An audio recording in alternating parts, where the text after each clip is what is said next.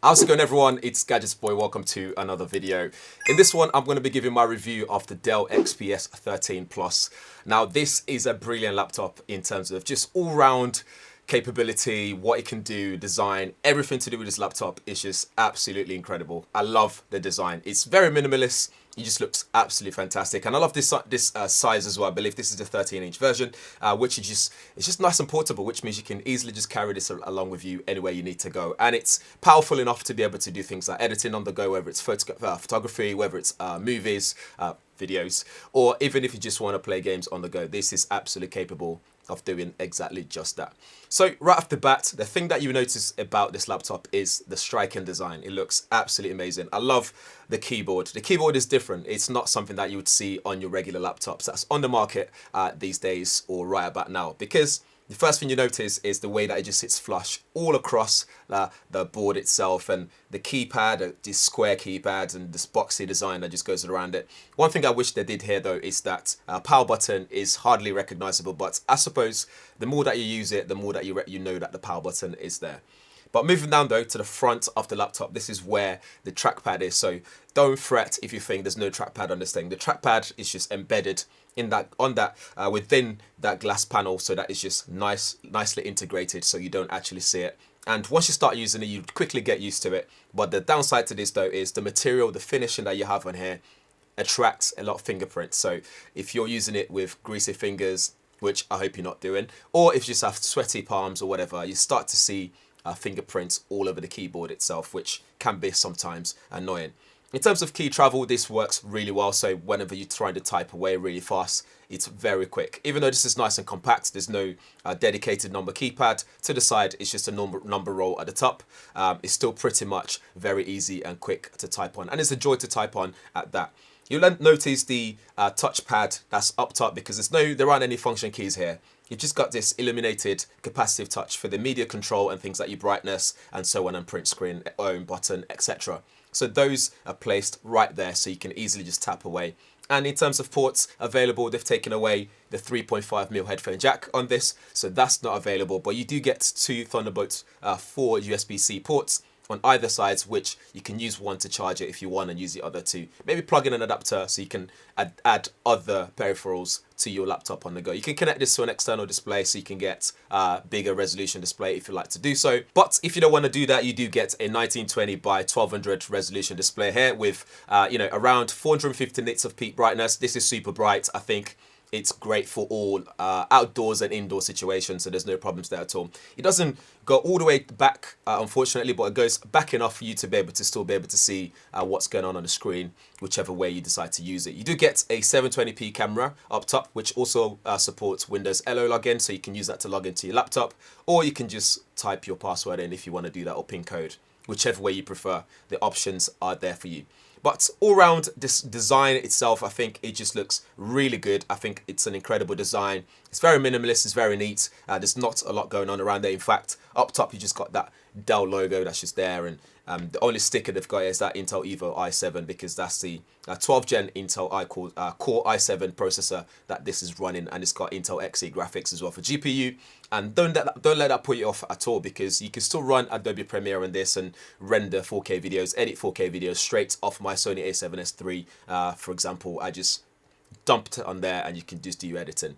In terms of speaker sound, it's not the loudest. It sounds very teeny, but what you can do is basically just either use an adapter, so you can plug in your headphones when you need to edit your videos, or use a Bluetooth pair of headphones, and you can edit your videos using that sound there, so you don't have to then worry about the sound quality of the laptop itself. When it comes to performance, I think we can split that into graphics performance, memory performance, processing performance, as well as the battery. So with the battery life, this will last you're looking at around 11 hours of battery life, which is more than enough for a working day before you need to plug it in, or just pack it up and just take a break from working during the day. You also get 60-watt charger, so you can quickly charge this up if you need to do so as well. It's a super compact charger that you can chuck in your bag as well. So it goes with the whole compact design that we've got going on here. I forgot to mention as well, with the webcam, the microphone sounds great. So if you need to use this for Zoom calls and stuff like that, this works incredibly well. There's no issues there at all. So back to the memory performance. The read and write speeds are super good. They're really good, as you can see on the screen. I've done my crystal disk benchmarking test, and it looks really good. I think the numbers are great, so you don't have to worry about read and write speed, especially if you're going to be running things like Adobe Premiere. You want to write from file and read from file to be able to scrub on Adobe Premiere, so you don't have to worry about the lag and all that stuff. So that works really well. The next thing I went on is PC Mark 10, which again, it scores really well on this.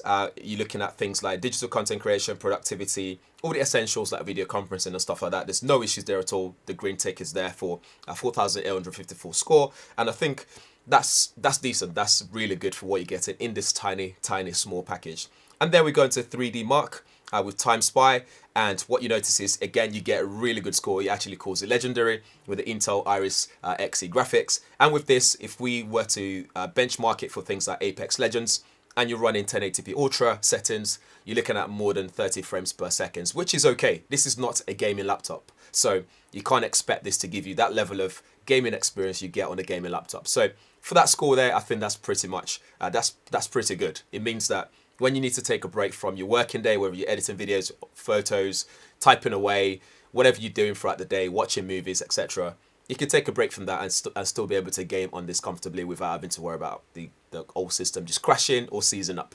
Elsewhere, if we look at watching 4K videos, for example, this looks beautiful. I'm watching a video on here right now, and you can see the level of detail that you can get on this screen. Even though it's not a 4K display or anything like that, you still get a decent amount of graphics quality on here. This will run at 60 Hz refresh rate. So again, for the gamers out there, again, it's not a gaming laptop, so don't expect some mad refresh rate on here. But going back to this graphics quality, looking at this snowy mountain right now, you can see the detail on the rocks, which is really good. And this is on YouTube, so once you've cranked it up to 4K, just to get the highest resolution to match with this, you see the level of detail. It looks really good, and I have no complaints there at all. So if it's something that you want to do, watch movies on the go, or even play back videos that you've edited in 4K to your clients or whatever, this works really well. No complaints there at all.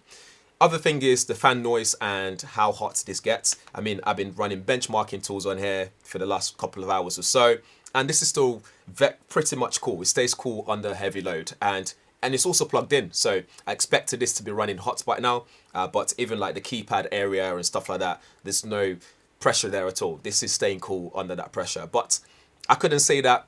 I mean, I don't know if that will remain the same on the long term. On a long term, that's a totally different conversation. But I think for right now, for just the purpose of this test, I think you don't have to worry about the heat or the fan noise when it's under pressure. Another thing you can do in terms of performance is there's actually an application on here called Dell Performance, which allows you to do things like select different mode for fan noise and stuff like that, processor settings. So you got things like optimized, so balanced performance for fan noise and surface temperature, and then you then got ultra performance, which boosts performance, which may increase surface temperature and fan noise, and then you got cool, which prioritizes cooler surfaces, which may lower performance and increase fan noise. So if I go ultra performance right now, the fan noise isn't still going anywhere. It's still pretty much quiet, which is impressive.